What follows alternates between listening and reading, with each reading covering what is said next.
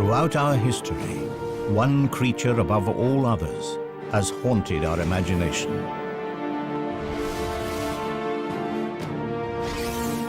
On land and in the air, the dragon has left its mark in the folklore of our ancestors. But what if these fantastic stories were more than myth? What if the legends were true?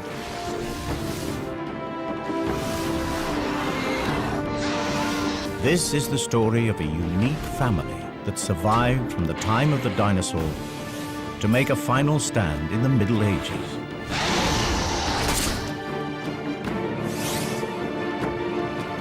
A scientific exploration of a remarkable species. This is the natural history of the most extraordinary creature that never existed.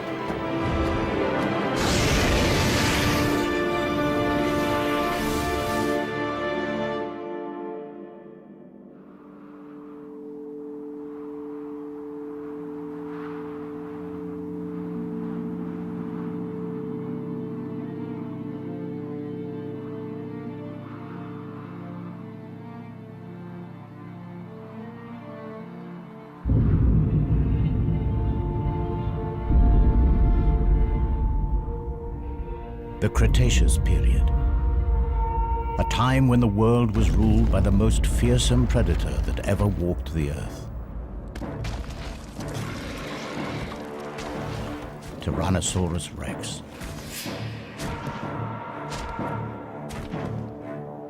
The T-Rex has been forced to this remote place from his usual hunting ground. Something has been raiding his territory, and food has become scarce. He hasn't eaten for days.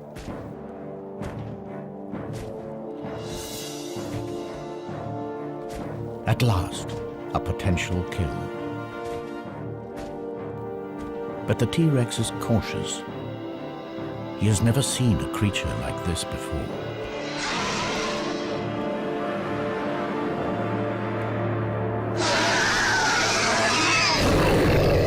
Hunger drives him on.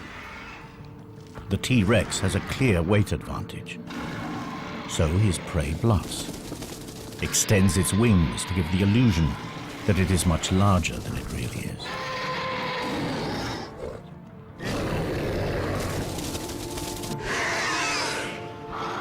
But the T-Rex isn't buying it. So the creature tries a different tack.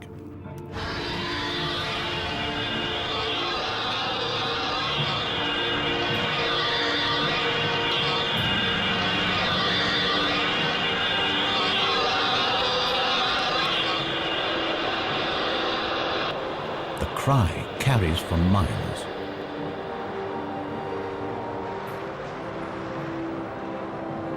To this predator's sensitive ears, the sound is incredibly painful. But the T-Rex is still not deterred. And up here, there's nowhere to hide. But it is the T-Rex, not his prey, that is fatally exposed. They are not alone.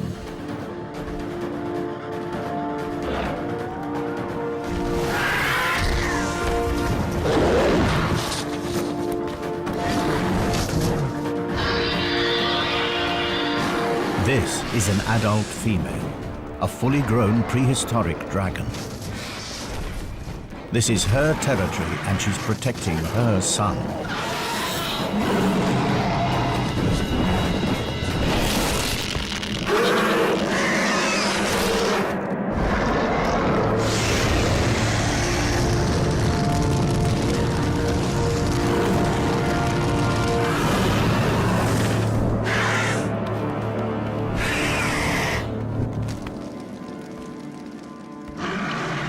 The Tyrannosaurus will not last the night.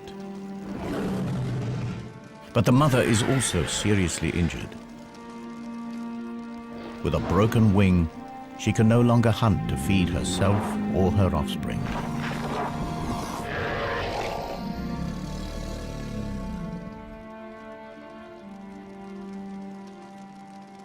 But 65 million years from now, the T-Rex's skull will inspire a theory in the mind of a brilliant young paleontologist.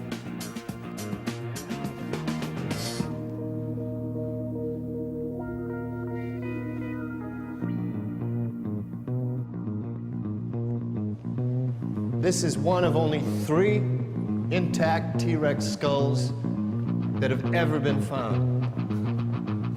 It all started 5 years ago when I discovered this complete T-Rex in Montana. It was big news. Dr. Jack Tanner, paleontologist, an overnight celebrity. But then I blew it. I proposed the existence of an impossible creature.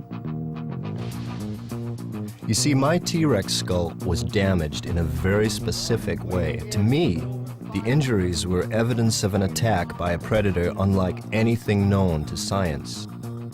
The evidence was undeniable. So I tried to get others to see things my way. The nature of these marks suggests that this skull was punctured by 3 sharp objects in an arc. It's a talon formation. But I don't believe that these puncture wounds actually killed the Rex. The real death blow is here. See? Symmetrical deposits of carbon down both sides of the skull. These are scorch marks. Precise. Aimed. Perhaps my childhood obsession had clouded my thinking. You see, as a kid, I was mad about dragons. Dragons from the high seas, flying dragons from Greenland, fire-breathing dragons from Europe. And here's the thing that got me. These myths came from all over the world, right? From cultures that could never have met. And yet from the Andes to the Himalayas, you could hear stories of dragons. How? Here's a kid's best guess. Because the stories were real. Last week, guess what? Out of nowhere, the Dragon Man is thrown a lifeline, another find. Not Montana this time, but on a Romanian mountain.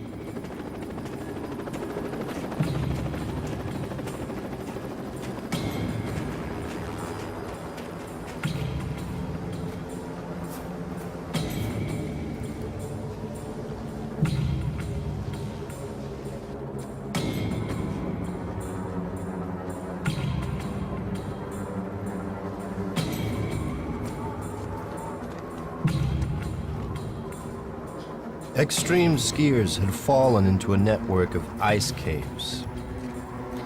They found something horrific.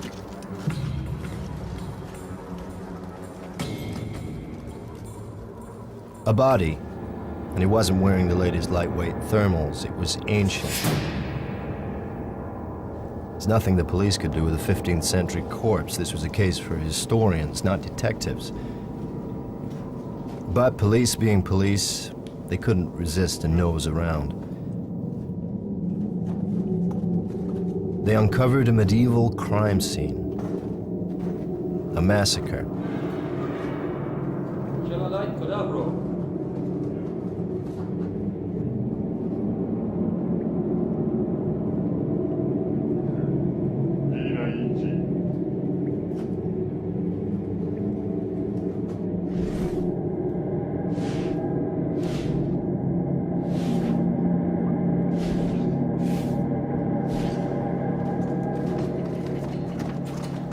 They moved deeper into the cave and soon wished they hadn't. Now, I don't know the Romanian word for dragon, but someone said it.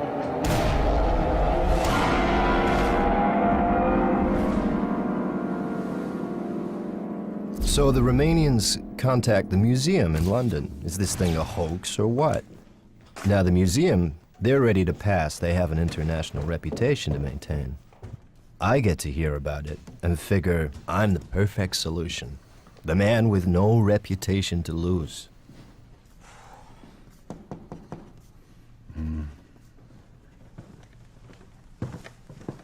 Have you seen the pictures? Every head of department has seen the pictures. And? Well, the museum's been formally asked by the Romanian authorities, in the strictest confidence, to help with this find. It's got them in quite a state. They don't know what they've got, and neither do we. Can I go? On the museum's behalf?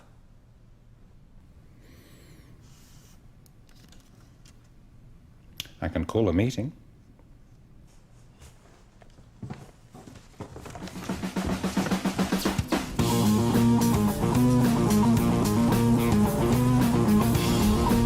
So here I am, with two of the museum's rising stars who see me as a bad career move. We've got strict orders. If this thing's of any interest, get it shipped back to London. If it's a hoax, make our excuses and leave. If news gets out, I'm the fall guy. Either way, I lose. Unless, by one chance in a million, it's not a hoax. Maybe then I get my reputation back.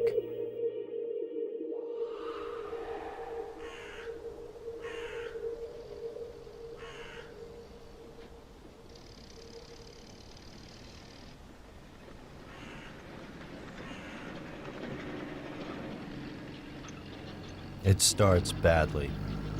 They've moved everything off of the mountain. Who knows what evidence might have been disturbed?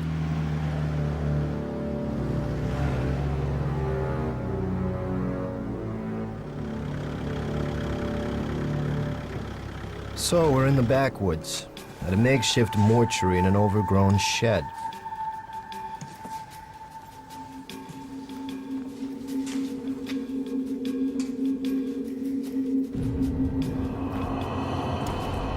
The official word is the bodies have been blackened by ice, but I wonder. Ask me, I'd say they have a different story to tell. But I mind my own business. My assignment is through here.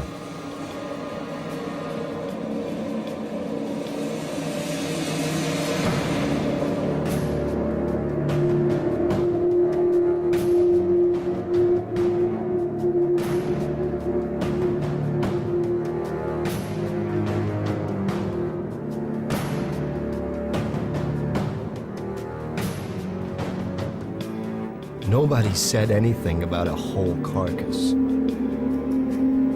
It's massive. I can see why the Romanians were cagey. I should be too, if I had any sense.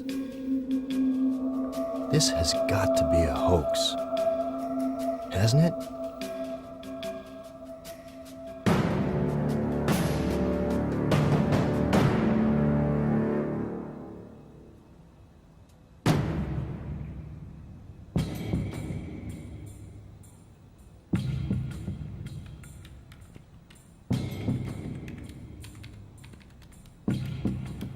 Okay, so let's get this over with.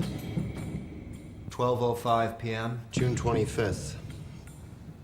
Dr. Tanner and team are forced to begin an immediate examination of an unidentified animal. The skin looks real enough. Too well preserved. If this is a hoax, it's the best I've ever seen. Okay, sweetheart. What are you? The hide is scaly. It has a tail. Now, both suggest that this is some sort of reptile, and yet there are two limbs visible ending with what appear to be talons.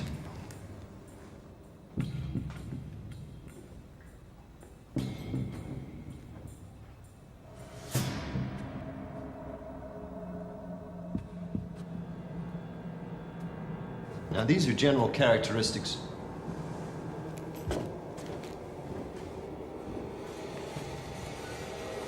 Characteristics of powered flight.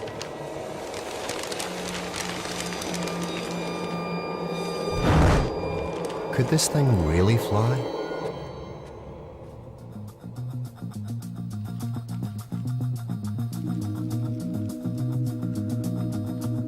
It's too heavy for these small wings.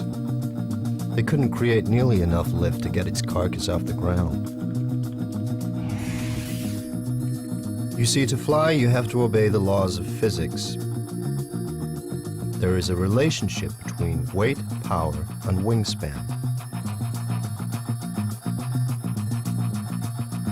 Wing measurements give us a wingspan under 20 feet. It's not enough. This creature looks built to fly. It's got all the parts, but at the moment they just don't add up. Estimated weight? I'm guessing 900 pounds, maybe 950. He's not gonna like this. Don't tell me. The wing-to-weight ratio is way out. Couldn't fly, right? It's too heavy. A creature with wings that can't fly. That spells trouble. 2 weeks have passed since his mother saved him from the T-Rex, and the young dragon is in trouble. His mother is dead. The injury to her wing proved fatal. He cannot fly, and with no one to hunt for him, he too will die. The smell from his mother's carcass is attracting scavengers. For the moment, they're just pterosaurs. But who knows what other creatures may pick up the scent. This dragon lost his mother at a critical moment. Somehow, he has to teach himself to fly before it's too late. And if he does get airborne, it will be thanks to one of nature's most astonishing feats of engineering. This just gets stranger by the minute. Internal scans show a massive heart. That's typical of flying creatures. Those chest muscles would need large quantities of oxygen-rich blood. Your bones are perfectly designed for flight, too. The internal structure is very specialized. It's honeycombed. You see this lightweight structure in bird skeletons. Their bones are strong, but still light enough for flight.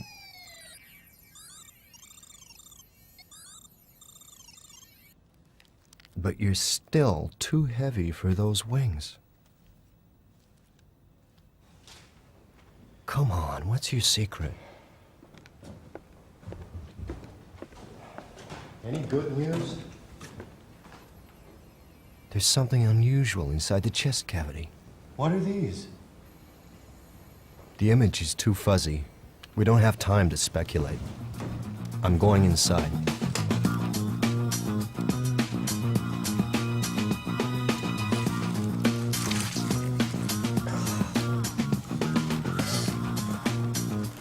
The plot thickens. A second pair of lungs? But there's no internal structure. Bladders, maybe? They must have held something. Could you pass me a syringe, please?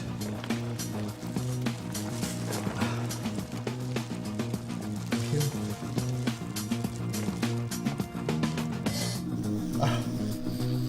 It's gas. Analysis, please.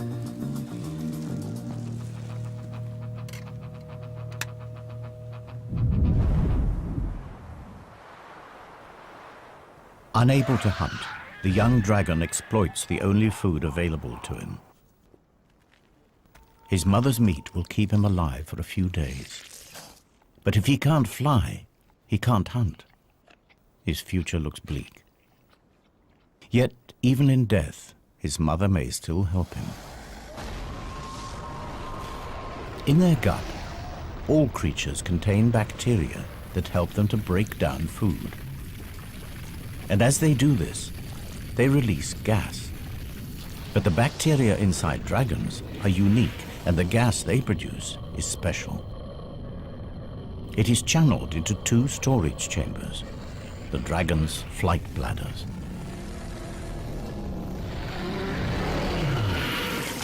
Alongside the super light skeleton, these bladders provide the key to flight, provided you know how to use them.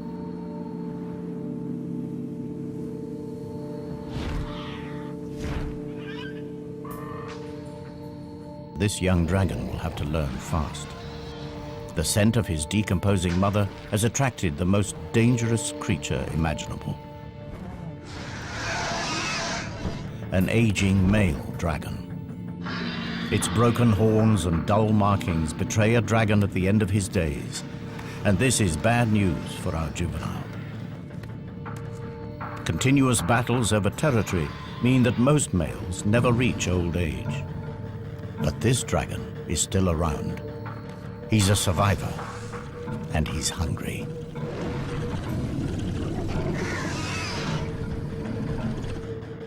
The youngster senses that given the choice, he'd prefer fresh meat. And this time, his mother isn't there to save him. His only hope is to take to the air.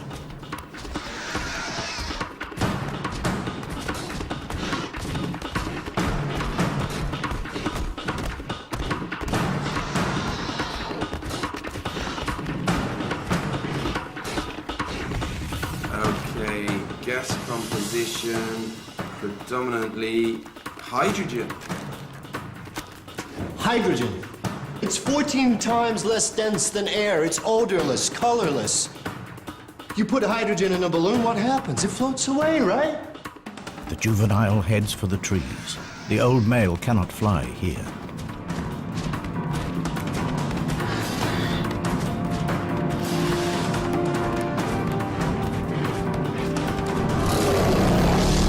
Inside, the young dragon's body is working overtime.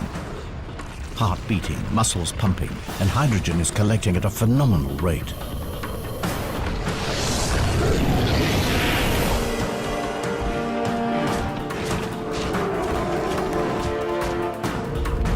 Fully expanded. What would you say is the cubic capacity of one of these things? 15 cubic feet. There are two. That's 30. 30 cubic feet. A pump full of hydrogen. What kind of lift does that give us? Not quite there, but maybe.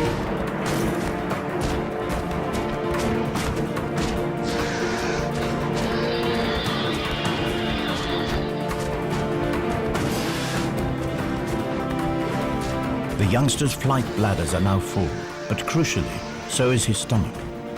The undigested meat is weighing him down. Just in time, instinct takes over. He empties his stomach and spreads his wings.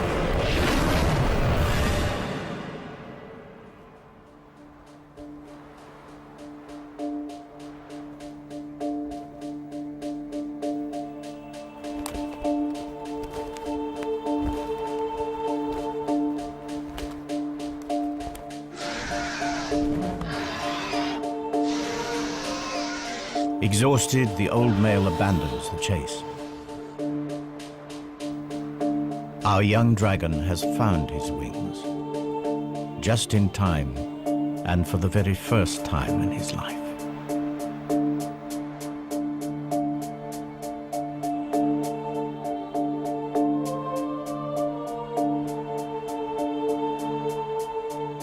Analysis suggests it's to be confirmed that maybe, just maybe, this creature could fly. This is no hoax. This thing is for real. A gigantic flying lizard. Too much to expect that you could breathe fire, too. If it's interesting, bring it back to the museum. That was the plan. Well, it's interesting, all right. But let's see what else we can find out before we have to leave. Okay. Time to put our heads into the lion's mouth.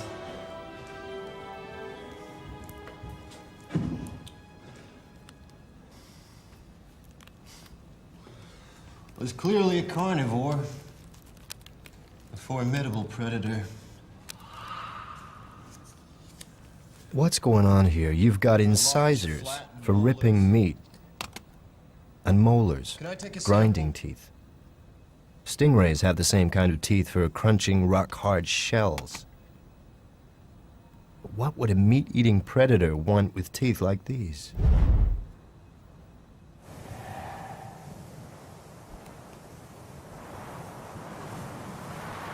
Several years have passed, and our juvenile is now a young adult. But he is homeless. Without territory, he will never have a regular supply of food, and he will never mate.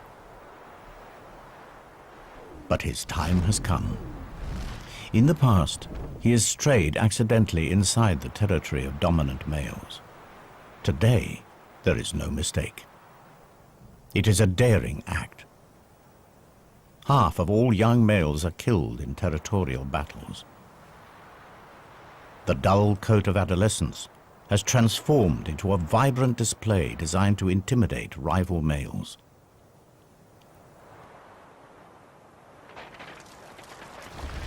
But before he makes himself known, he takes on stores of a rare and valuable mineral found at the heart of every dragon territory. He is preparing for the fight of his life.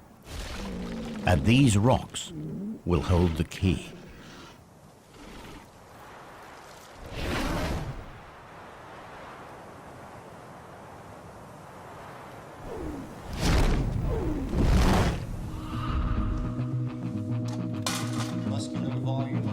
The inner surface of the mouth is incredible. It's almost armor-plated. Now this is something I've definitely seen before. A fleshy valve at the back of the throat. This flap is very similar to the false palates found in crocodile throats. Crocs use it to stop their lungs from flooding while holding prey underwater. It's a very distinctive shape, and come to think of it, I think I've seen fossils of this somewhere. This is a highly specialized structure. Can you scout the excavations and dig sites and museums, see if anything like this bone has popped up anywhere else?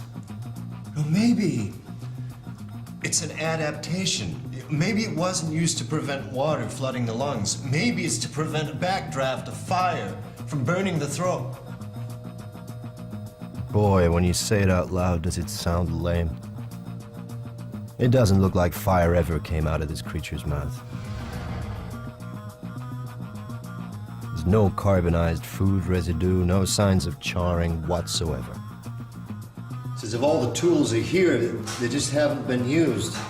Perhaps it didn't breathe fire at all. Well, maybe you're right.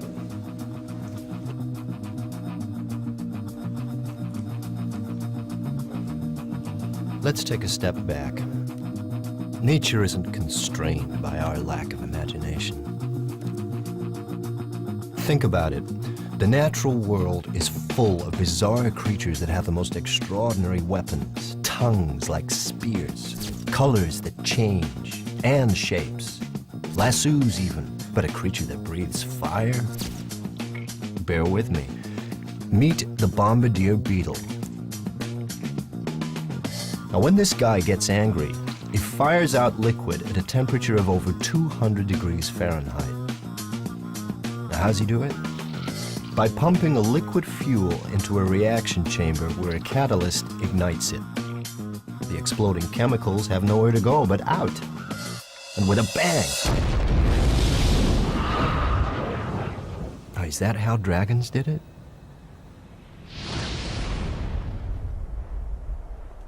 In the heart of his territory, the resident dragon, the alpha male, blasts a warning into the air. It signals that he is fit, healthy, and confident enough to waste precious fire on a display. The message is not lost on our young challenger.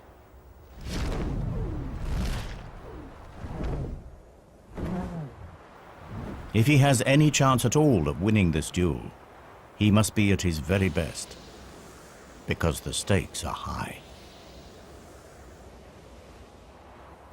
With territory comes not only a guaranteed supply of food, but the one thing every young male needs if he is to leave his mark on the next generation: females.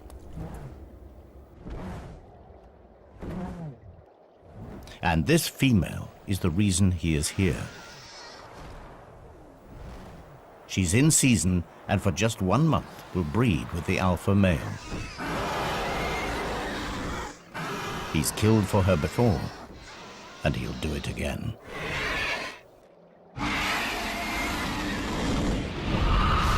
Okay. Back to basics. What do we need to produce fire? We need fuel, and we need something to light it with, an ignition system. We need a light, combustible material. Like gas?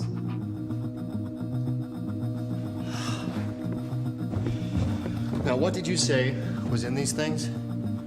Hydrogen and methane? How could I have been so stupid? I need a light.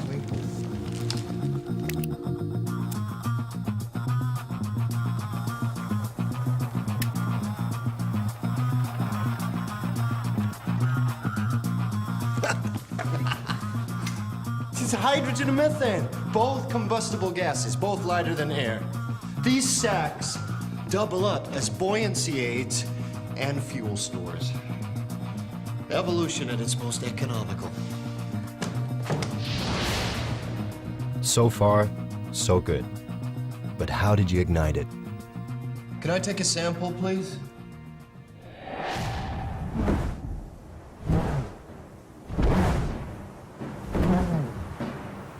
The alpha male is an experienced warhorse. With nothing to prove, he's lost the bright colors that mark out the young challenger.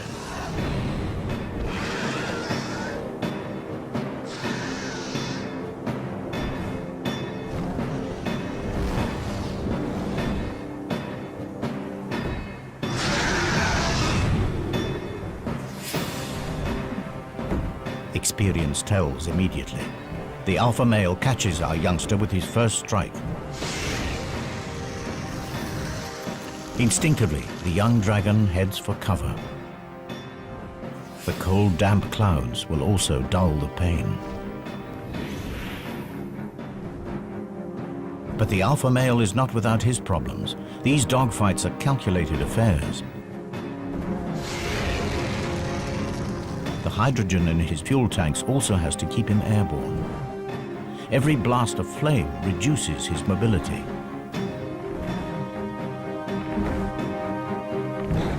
The challenger appears to accept defeat.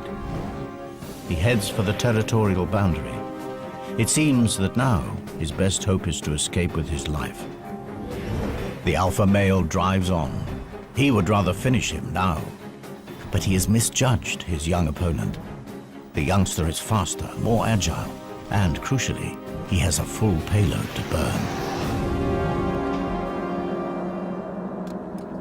Wouldn't you know it? That sediment on the creature's molars, it's rock, with particularly large traces of platinum. Platinum is not just a precious metal, it's also a catalyst. Like our old friend the bombardier beetle, fuel needs an ignition system. And when platinum combines with oxygen and hydrogen, it combusts.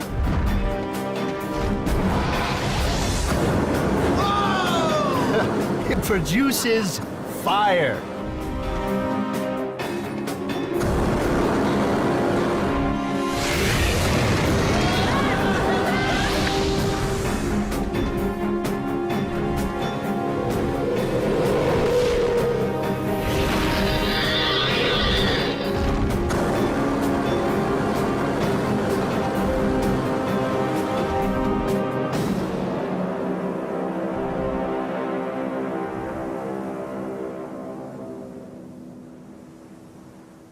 Our young pretender has triumphed.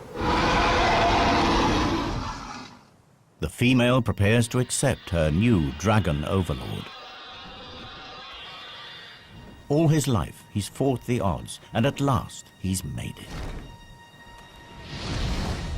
My theory was right after all, and you're the proof. You could fly, you could breathe fire.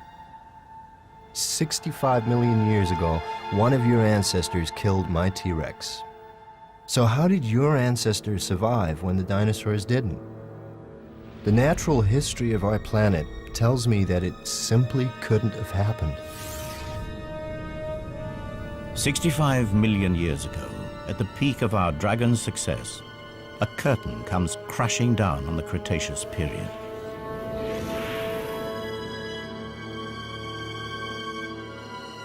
A meteorite the size of Mount Everest smashes into the planet. Known as the KT event, it wipes out nearly all life on Earth.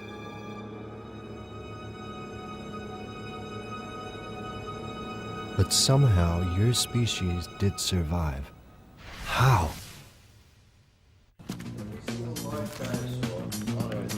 If the KT meteorite finished off the dinosaurs, how did a giant species like yours survive? Let's think straight. What other large creatures survived KT?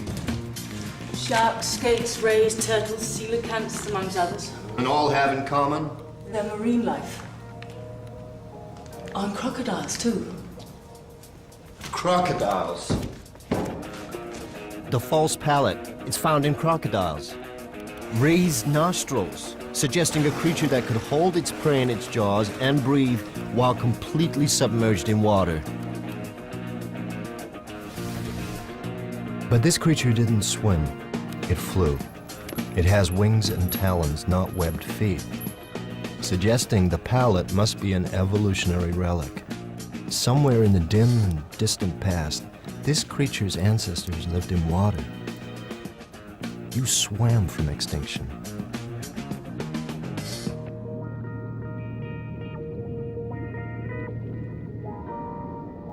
Water did indeed provide dragons with the escape route from one of the deadliest events in the Earth's history. But not the prehistoric dragon. The land-living dragon was indeed wiped out. But it was not alone. The dragon family had another branch. At the time of the KT catastrophe, the prehistoric dragon had a cousin, the marine dragon.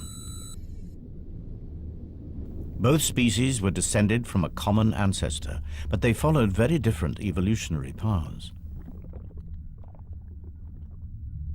The marine dragon lived in the sea, and life in the sea was less affected by the KT event.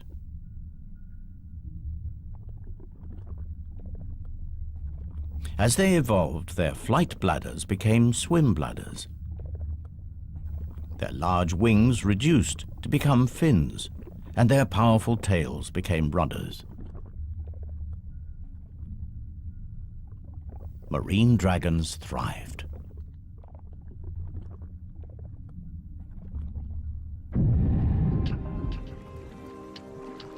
Then, as global temperatures rose and the land recovered, some marine dragons returned to shallow waters.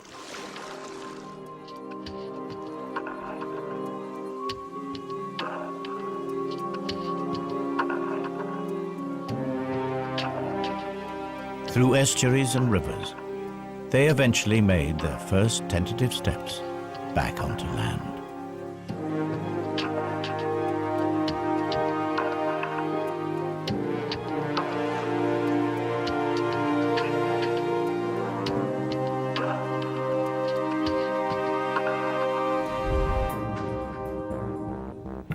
The sea serpent. Are the legends actually about marine dragons?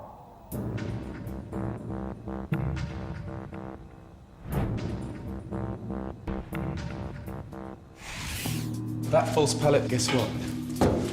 Looks like it's turned up at a dig site. This could be our missing link. Well, what kind of environment are we talking about? Forest. What kind of forest? Bamboo.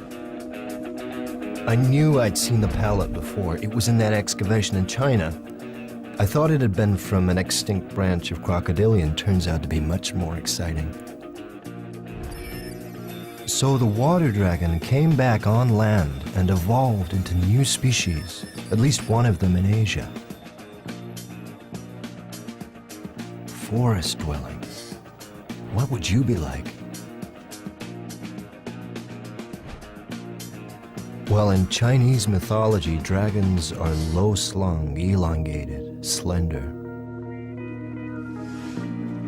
The kind of body one would expect from an animal that's recently adapted from water. Was it really suited for life in a forest?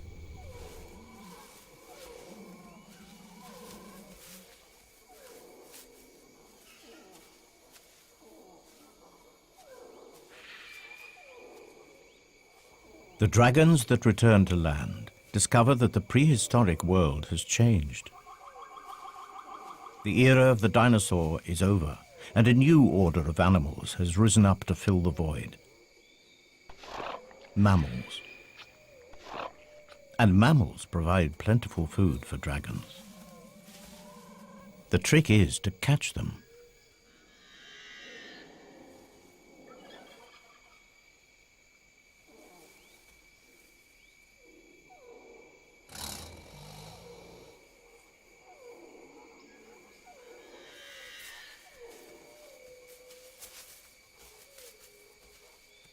The superb camouflage and silent movement has made this dragon all but invisible in the bamboo forest. The wings on this dragon are too small for flight, but the flight bladders provide gentle lift and allow her to glide silently across the forest floor. The markings on her skin break up her outline in the dappled forest light. And to be sure, this massive relic from the age of the dinosaur has had to develop new tricks. Hunting mammals in this compact environment requires tremendous guile.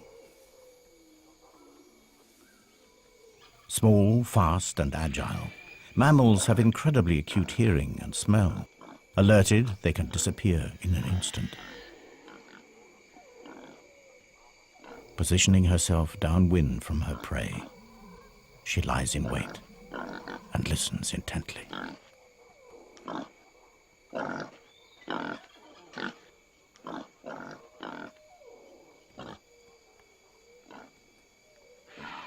But she's not ready to strike just yet. Not before unveiling a highly specialized weapon that gives her an edge against this wary prey.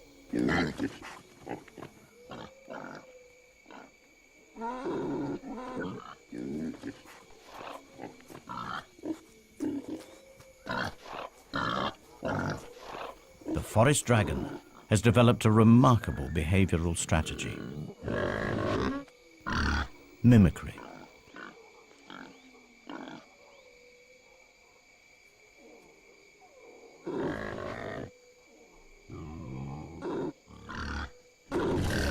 By carefully controlling the flow of gases from her flight bladder, she manipulates her voice and entices her prey.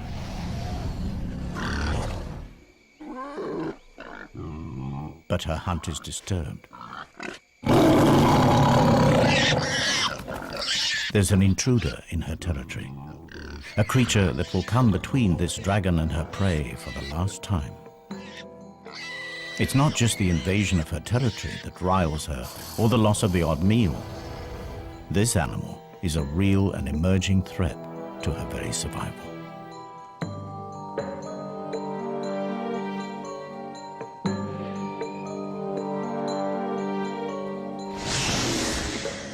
A glide is the best her stunted wings allow. But she has the scent now and is determined to finish things.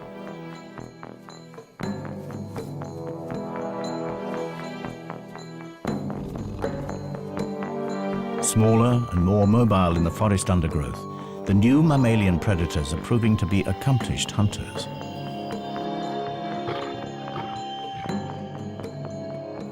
Left alone, these predators will outcompete her for food, and she would starve. She isn't going to let it happen. The dragon closes to striking range. She blends into her surroundings, unseen, but not unheard.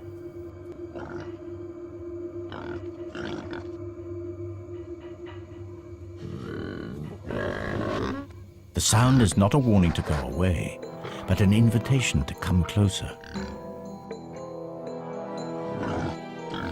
The tiger senses a meal.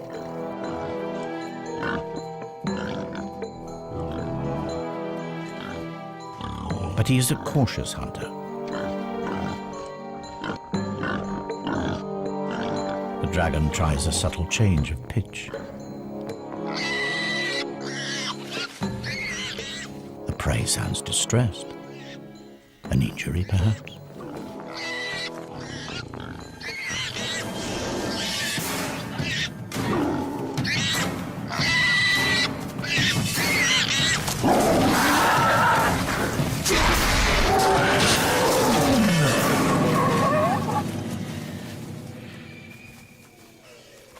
tiger falls for it hook, line, and sinker.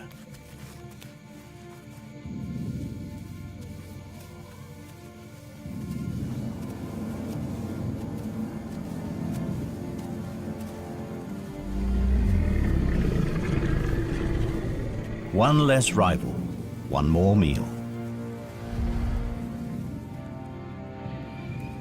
The kill is taken to a clearing.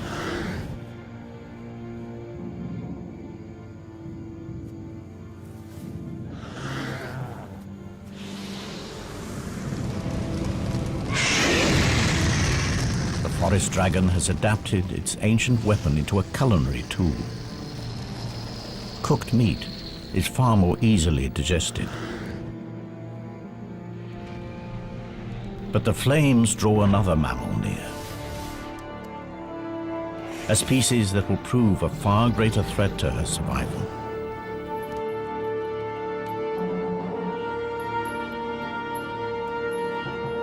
I came here to expose a hoax, and suddenly a whole reptile family is coming to life. What a family. Of all the prehistoric giants, only yours survived the KT catastrophe. And you weren't the only dragon. Seems there was a forest-dwelling Asian dragon, a sea dragon too, just like the myths. Could there have been others? I need more time. The helicopter will be with us any minute, and soon we'll be heading back to England. And once this thing's back in the museum, I won't get a look in.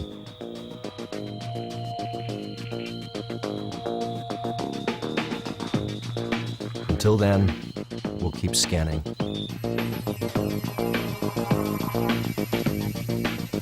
You need to look at this.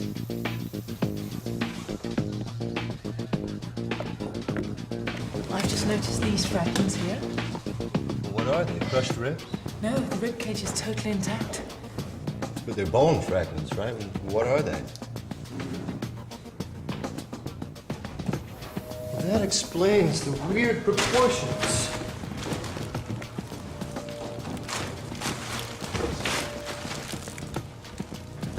Of course. It's got 4 legs, And 2 wings. 6 limbs. No vertebrate that ever lived has 6 limbs.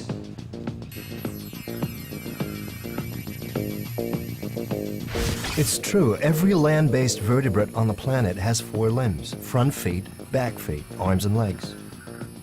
And airborne creatures too. Feet and wings. They all have 4 limbs. But not this dragon. It's got 6. It can't be a fake. Not now. If those legs are for real, then they'll show up in its DNA. Oh my. Now that's some freaky mutation. This creature has a genetic adaptation unlike anything in the animal kingdom, and wouldn't you know it? In the gene responsible for generating limbs. And it's here in mythology, too. The Chinese, the Aztecs, Polynesians, they all drew images of creatures with the same adaptation, giant 6-limbed reptiles. The clue was there all along. How could I have missed it? These drawings aren't wild imagination. They're records. These primitive people were telling us something, and we weren't listening. And if the images are accurate, then there are even more evidence that there were many types of dragon, and they lived everywhere on the planet. Okay, we've got evidence for a marine dragon, the sea serpent of legend, a forest dragon that lived in Asia, the Chinese dragon that adorns 1,000 pots, and you, well, let's call you the mountain dragon. Have you left your mark on European folk history?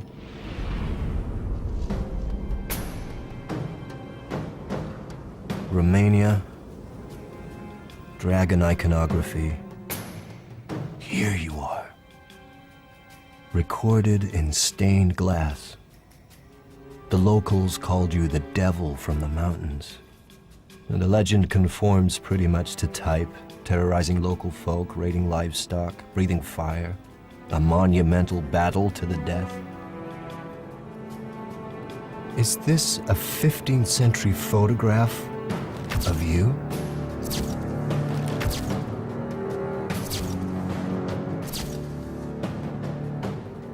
So the local farmers gave you a name, the Mountain Devil. And what kind of devil were you?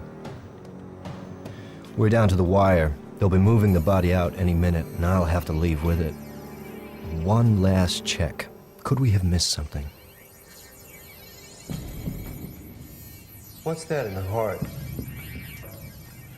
It's something embedded in the right atrium. That's not organic matter.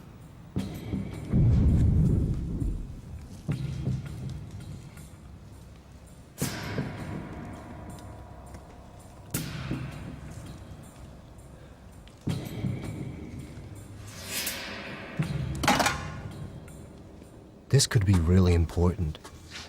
Unequivocal evidence that dragons and humans were at war.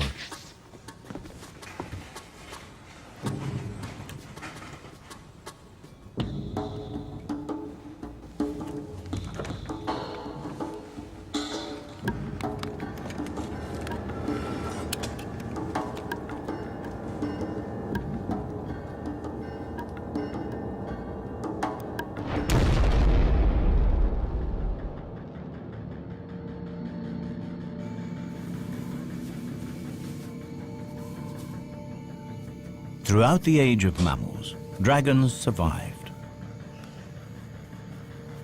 But their survival was precarious. Fire was the ace that kept them one step ahead of the competition.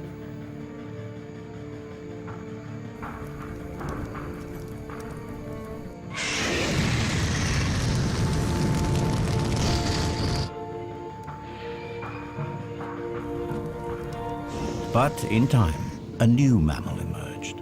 Small, vulnerable, but supremely intelligent.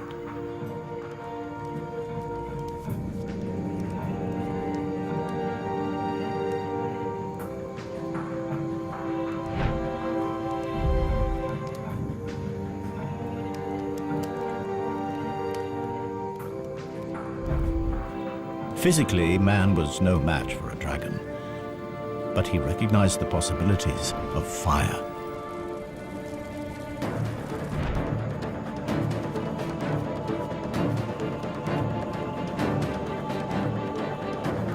With fire, mankind could clear forests for farmland, mold metal into savage weapons. In the evolutionary blink of an eye, mankind was pushing the most deadly predator in the natural history of our planet to the verge of extinction. They had turned the dragon's most potent weapon against them.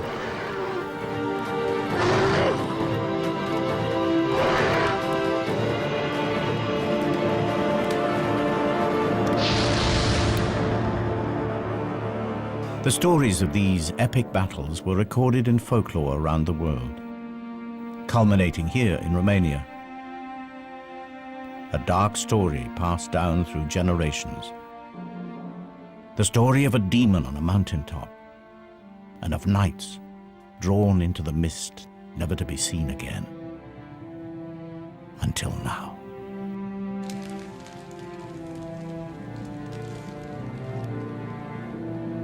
Humans and dragons, mortal enemies. If these knights went looking for a dragon, it looks like they found one. This isn't ice damage, this is carbonization.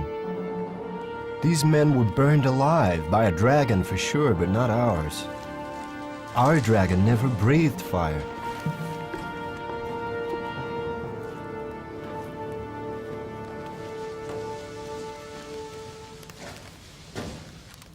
We haven't finished yet. Yes, we have. Look. Look. Carbon. I found it on one of those bodies out there. Those bodies have been scorched.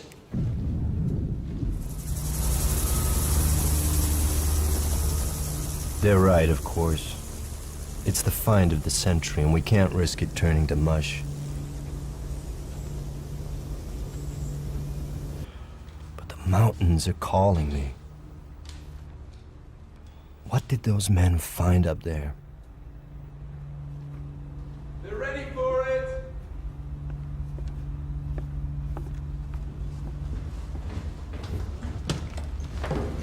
This section here. Am I misreading this? Is this a reproductive system? These are oviducts, right? Small ovaries. The female. Yet there's no evidence of follicular activity. The reproductive tract is immature.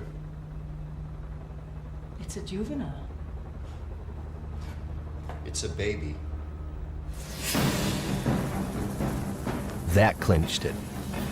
The creature in the autopsy room was a baby.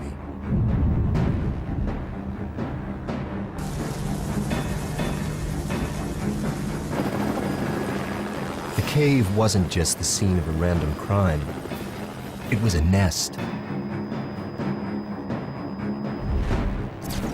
The local myth is starting to sound remarkably like an accurate verbal account of a real event.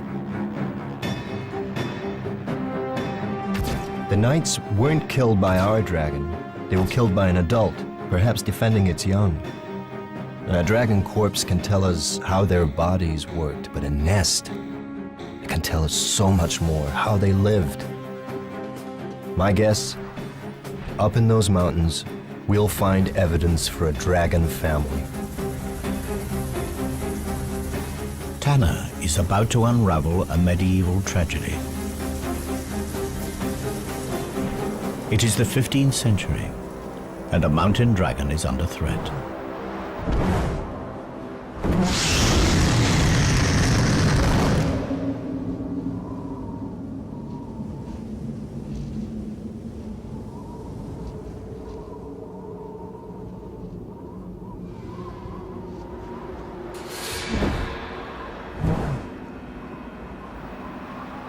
The distant ancestors of this female mountain dragon fed on the wild herds that roamed the vast Asian grasslands.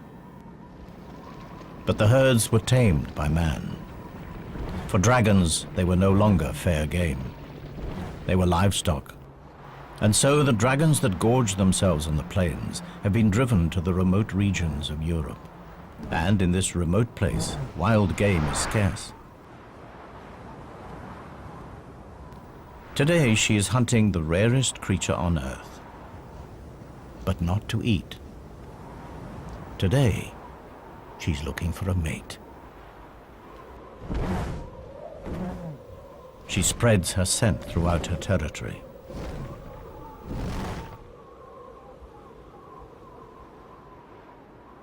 Strong winds carry the pheromones south.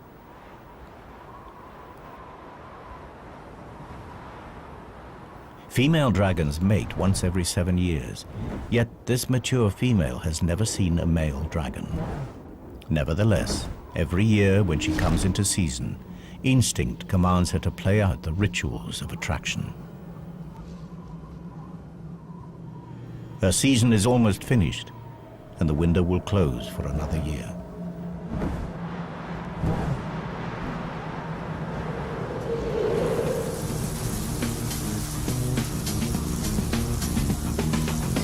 Another change of plan. Something interesting about a half mile below the cave.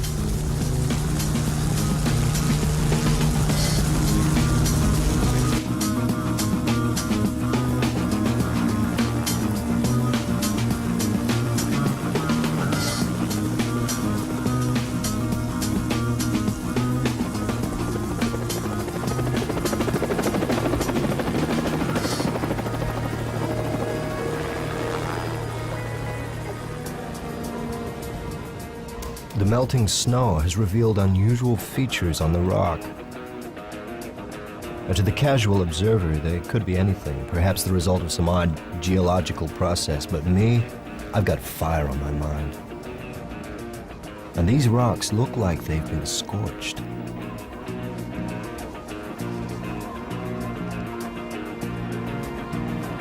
No, don't worry about samples. I need you to follow this line and look for more burn marks. And tread carefully, watch for hidden crevasses. Okay, approximately 2 hours due south from the drop-off point, heading towards the scene of death. Can you take a GPS reference? Okay. Evidence of discoloration of the rock. Seems to have been subjected to a blast of intense heat. It's literally scarred the rock. These rocks have been burned to melting point in symmetrical lines. The dimensions are frightening. Lightning couldn't do this. Forest fire? It's not likely. We're halfway up a mountain at the edge of a glacier. The lair is nearby. Was there some kind of fight?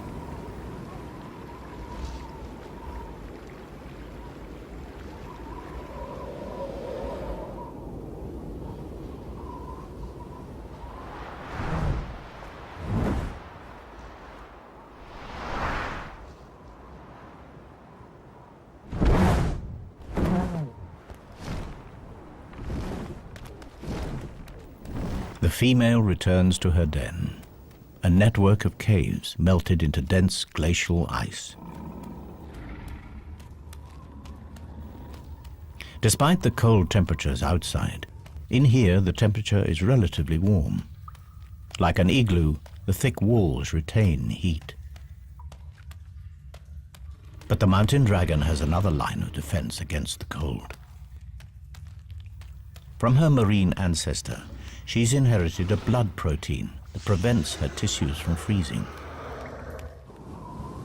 It has proved vital to her species as they are forced into increasingly inhospitable habitats.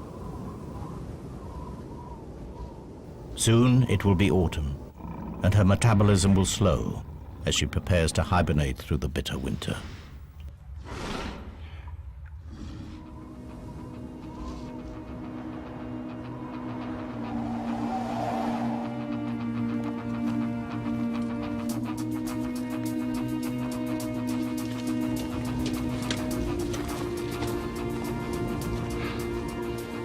This is it.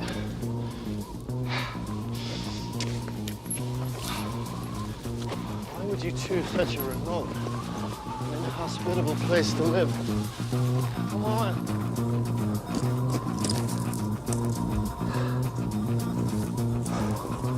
Well, the police have done their job. Now it's our turn.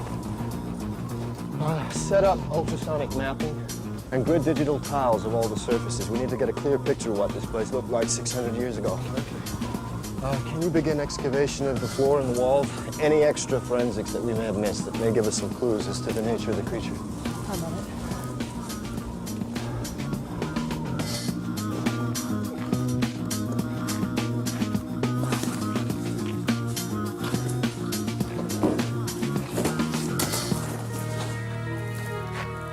So this was where they found you. Gridding tile 1, set. The laser scanner will help us build a map of this place, and then we can accurately record the position of everything that we find. Any mapping results yet? I've gridded most of the cave, but it's a labyrinth in here. Is anyone to guess what's behind these walls? Glacial movement. Set those echo scan charges at minimum. We don't know how unstable this place is. Echo scanning. Small explosive charges send shock waves into the ice. The echoes will tell us what's behind them.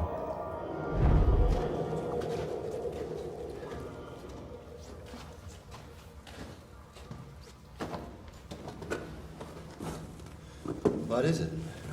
I'm not sure. I know what this is. Dragon poop. Looks like organic matter. Beautifully preserved. Good work. Okay, bag it.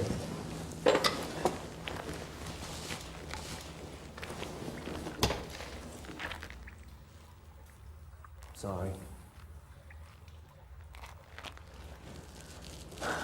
Evidence of bone shards. And look, these look like fruit stones. Date stones? Not many date palm trees in the Carpathians 600 years ago. It's possible that she strayed, but it's more likely that this is the feces of another. And so the next question, why would you travel such an immense distance across the continents and the climates? What could possibly attract you to this place? Whatever dumped this had its last meal in a much warmer place. Somewhere a long way from here.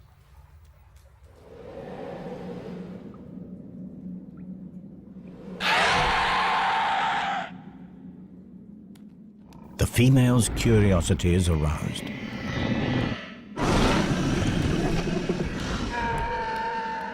It is a sound she has never heard before, yet somehow it seems eerily familiar.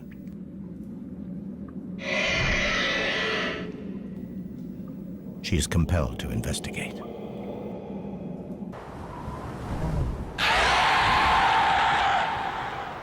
Against all odds, a male mountain dragon has picked up our female's scent. He's a nomadic dragon from the Atlas Mountains of North Africa. His search for a mate has brought him across southern Europe to the Carpathian Mountains. Now he has found her, instinct takes over. And they do what their kind has done for thousands of years.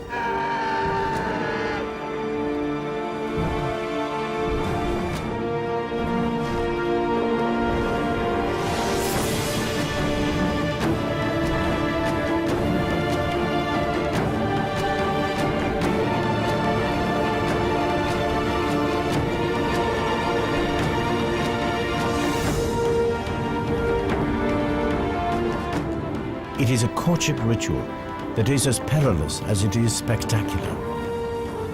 At the height of her climb, they lock talons and drop in a dazzling free fall. It is the ultimate test of faith.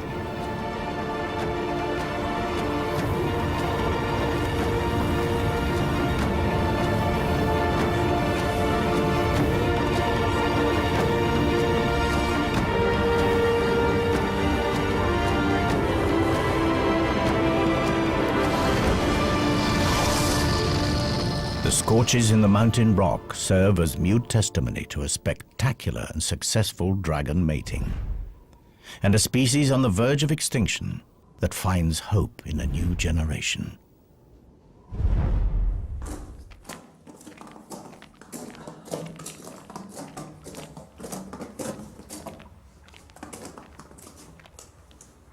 What is that?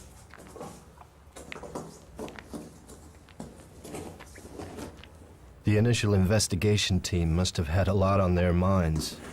They sure overlooked this.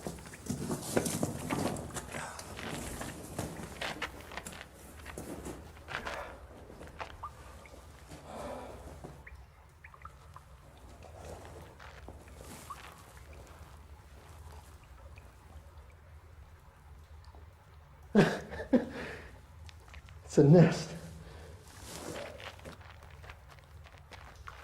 Judging from the size and shape of the calcified fragments and the curvature, I think it's safe to say that this egg was of considerable size. And given the fairly limited number of fragments, I think it's safe to say that only one egg would have been incubated at any one. Oh my God.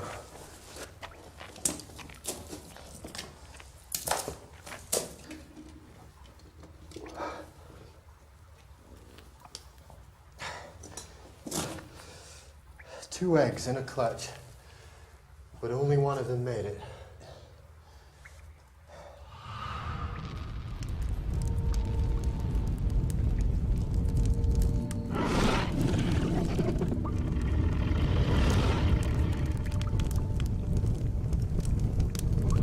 Crocodiles bury their eggs in active compost to keep them warm. Dragons have a much more direct method.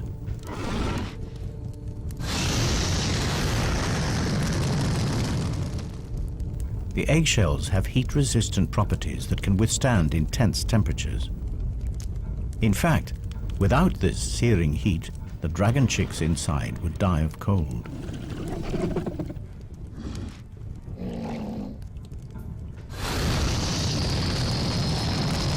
The rocks shield the eggs from the direct blast, but they also retain heat, releasing it over a long period and keeping the temperatures inside the nest stable.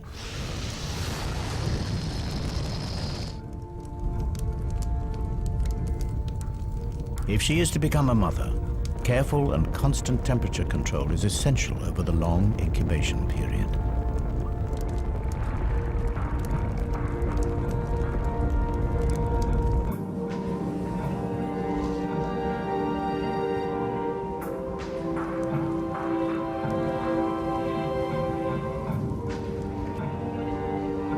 Her mate returns from hunting. He has been unsuccessful again.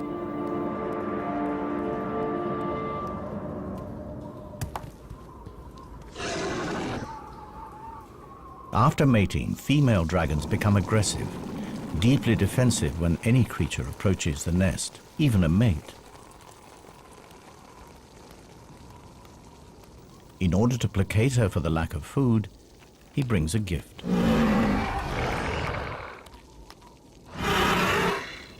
Another rock for the nest.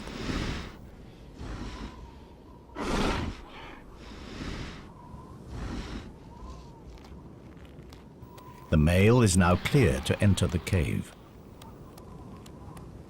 The female will take her turn to hunt.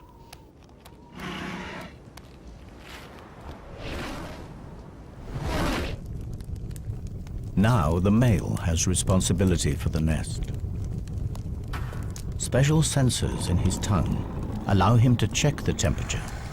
If the eggs fall below 60 degrees, the chicks will die. Yet, quite deliberately, he lowers the temperature. There is method in this apparent madness. Just like crocodiles, the temperature in the nest will determine the sex of the offspring. Cooler temperatures encourage the development of females. Males, even sons, will compete for territory, food, and breeding females. Females suit him better. In normal times, this self-serving strategy is sound, but in a species on the verge of extinction, an imbalance in the sexes could prove fatal. Should anything happen to him, this tiny group is finished.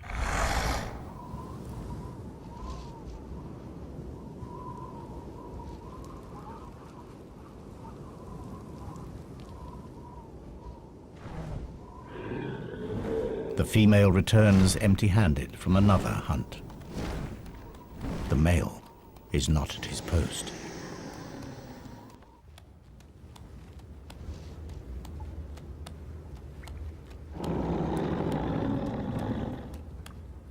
Something is very wrong. The male has let the incubation temperature drop dangerously low.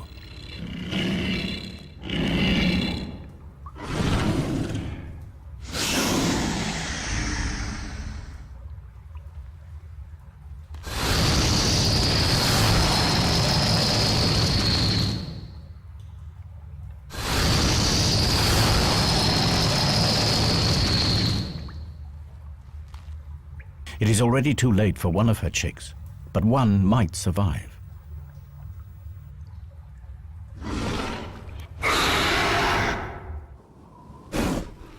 The male senses trouble and makes his escape.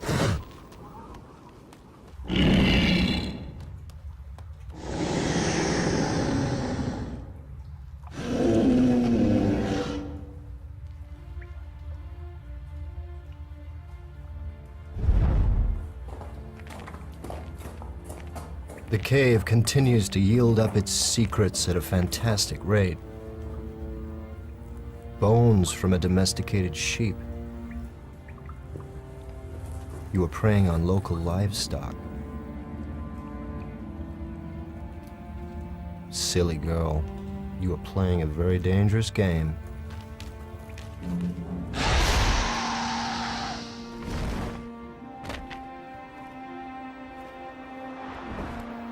The female has taken to raiding livestock for food. She has good reason. This is her daughter. And her survival is the most important thing now. But by stealing from farms, she risks provoking the locals and placing her daughter in danger.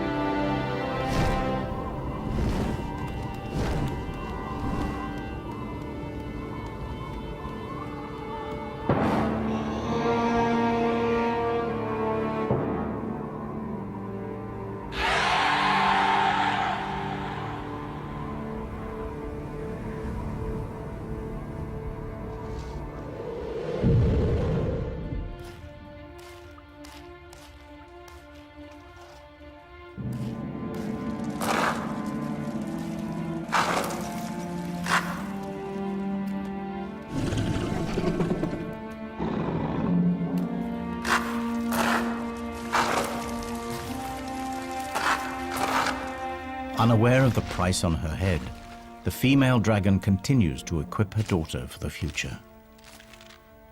She is passing on the secret of fire.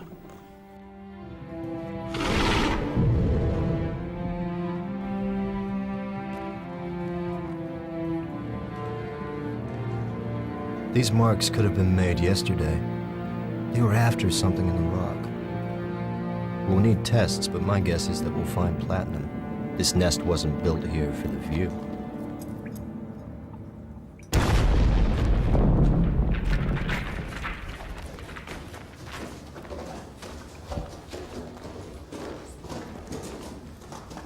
I've got the results through. Yes, look, one chamber through here. There's a second chamber behind us here. And there's a third chamber right over there. 3 chambers. We've only got time to go into one, so what do you want to do?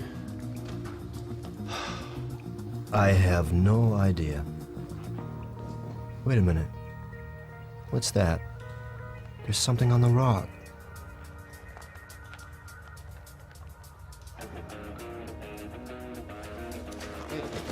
Stand here. Stand here.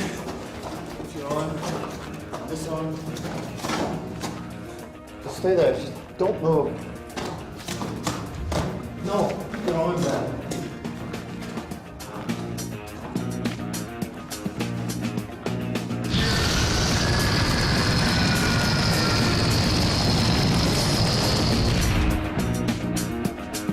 Whatever created that blast mark came from behind this wall. Set up the rover. We're going in here.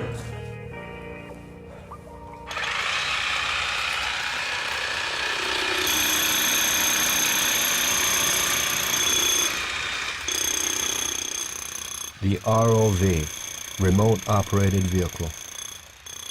One of the latest additions to the paleontologist arsenal. The small camera can scoot through the tightest holes to send back pictures.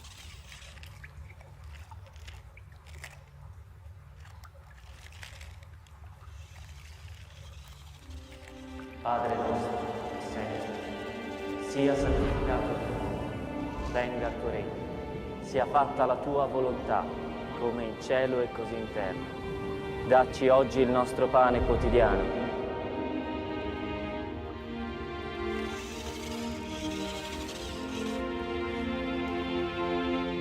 E rimetti a noi le nostre debiti, le nostre colpe, come noi le rimettiamo ai nostri debitori.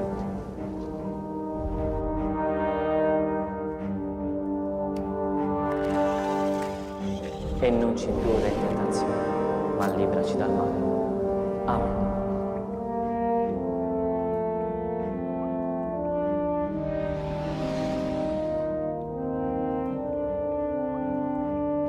We gotta get in there.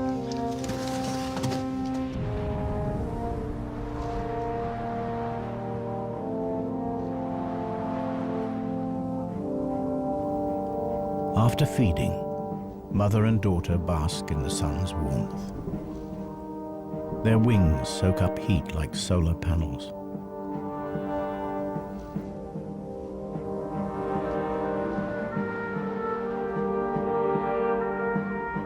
In a rare moment of intimacy, they lie together and share body warmth.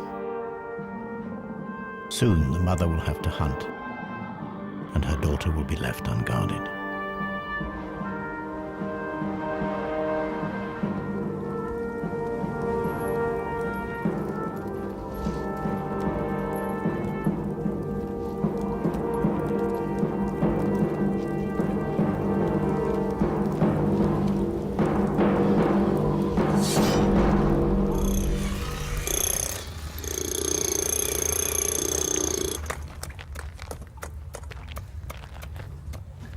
The nights in the mortuary weren't alone.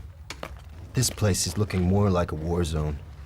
The question is, whatever killed them, is it still in there?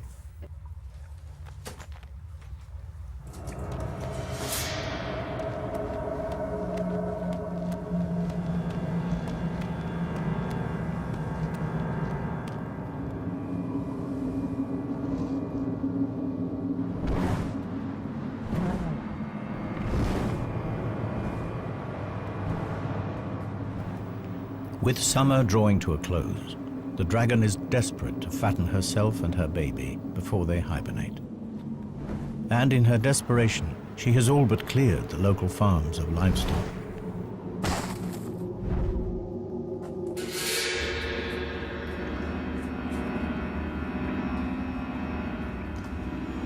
There are 2 more bodies in here. There doesn't appear to be any evidence of scorching.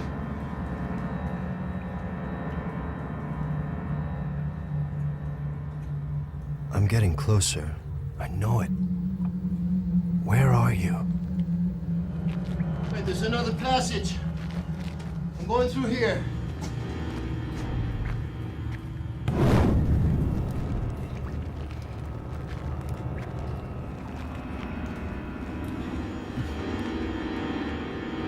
Once man and dragon lived side by side. Dragons were respected, even worshipped. Now they are hunted like vermin. Man has driven dragons to these remote habitats. Now even here, they are not safe.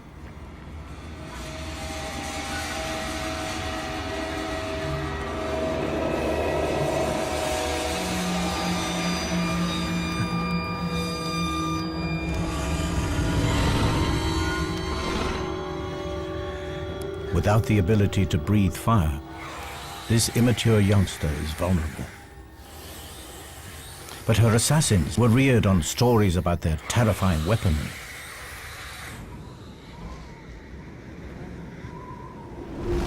Wary of the fire-breathing devil, they are cautious. Eventually, they sense that this dragon carries no threat.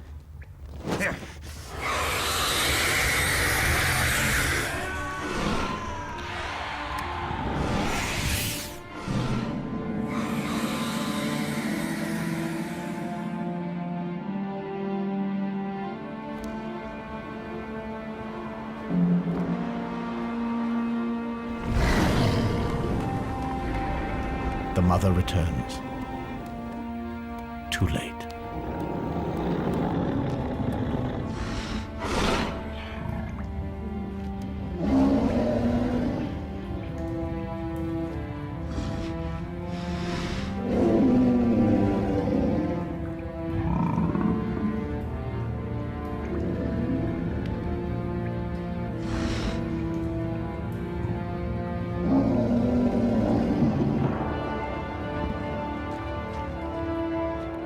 But her grieving will have to wait. She catches a scent, chilling yet familiar. In a final insult, the assassin wears the blood of her daughter as a trophy. These warriors may have survived many battles, but nothing can prepare them for the fury. They are about to reap the whirlwind.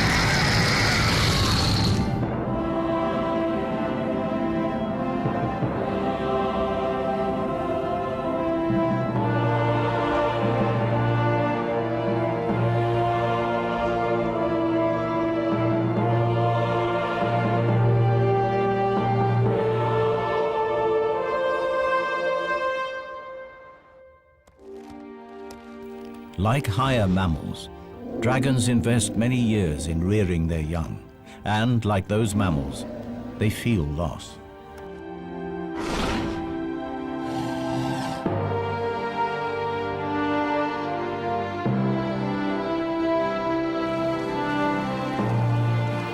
But the trauma of her daughter's death has brought the female dragon into season. She may still be mourning, but her body knows that to survive, she must mate again.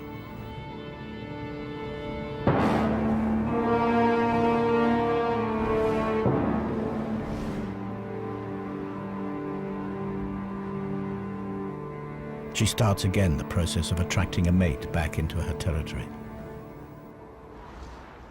She displays the armor from her daughter's assassins. Dragons are naturally attracted to reflective objects. It is a long shot, but perhaps a glint might catch his eye. The chances are that he's no longer alive. There's nowhere left to hide.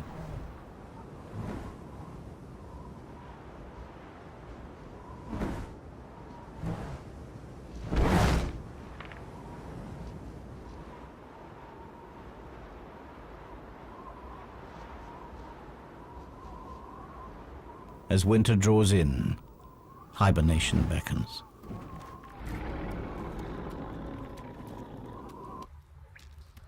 She'll have to survive the winter on her meager reserves of fat. Her body temperature drops dramatically and she goes into suspended animation.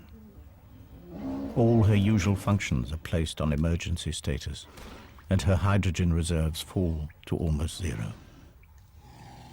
And in this state, she's as vulnerable as her daughter.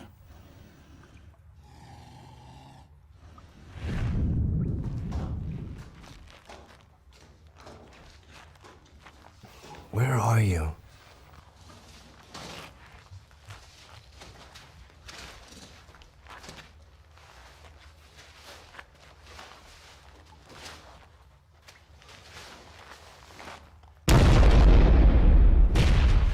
Another body! A spear. A body. It's crushed by something.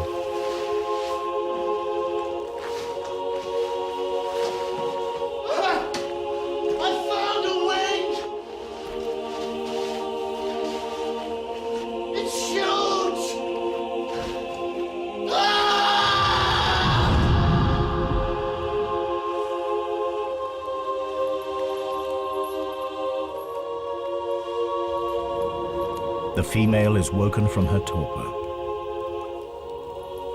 More men have made the climb to her lair. This time they are better prepared. Mercenaries paid by the local farmers to settle the score.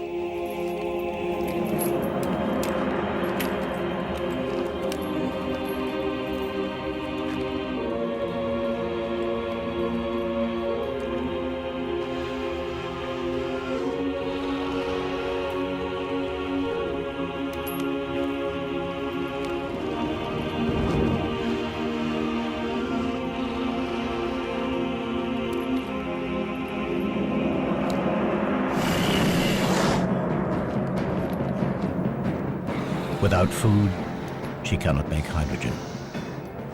And without her precious gas, she cannot fly or breathe fire.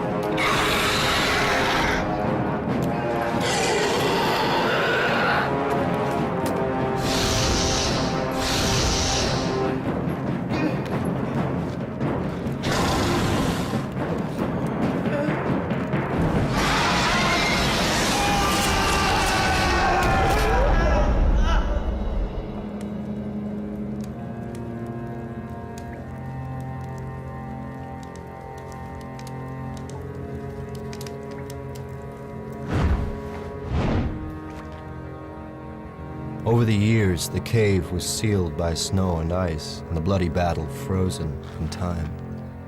The dragon faded from reality to mythology and would have stayed that way had these two dragons not revealed their secrets to us.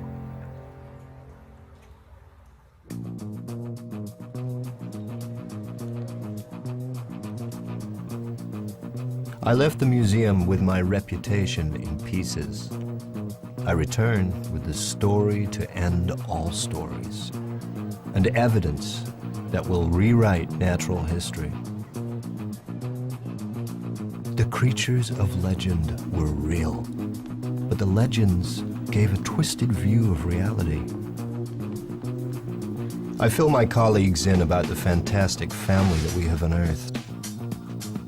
A group of animals that lived alongside the dinosaurs, that escaped annihilation by going underwater, that re-emerged all over the globe, claiming forests and conquering mountains.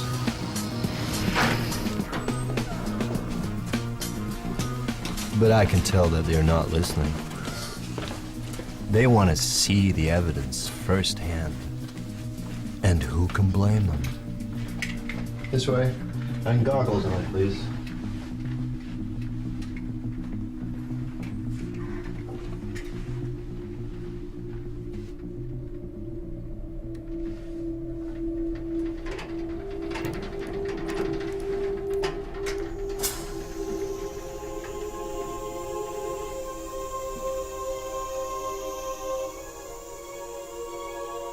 The story of life on our planet has been rewritten by a mother and her child, reunited.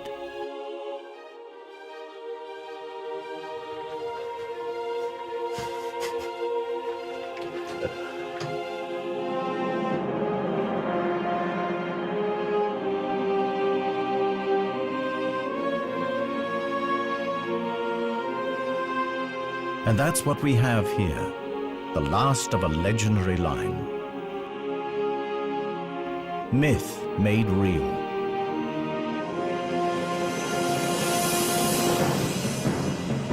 The myth of a sheep stealer. The reality of a mother struggling to feed her young. The myth of a vicious beast. The reality of survival at any cost.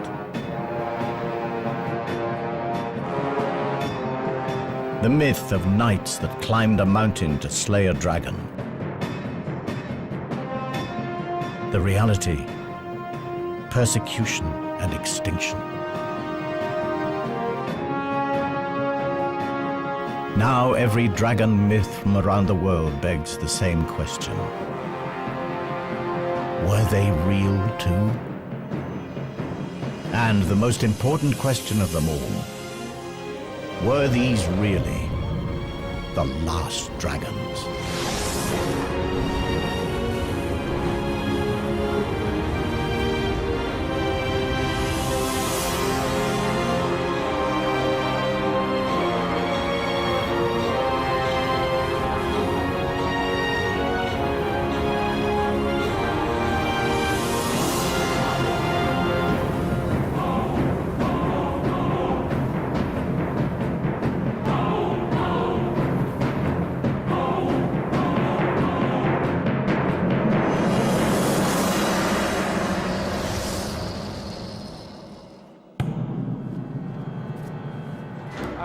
Professor Tanner, I thought I'd catch you.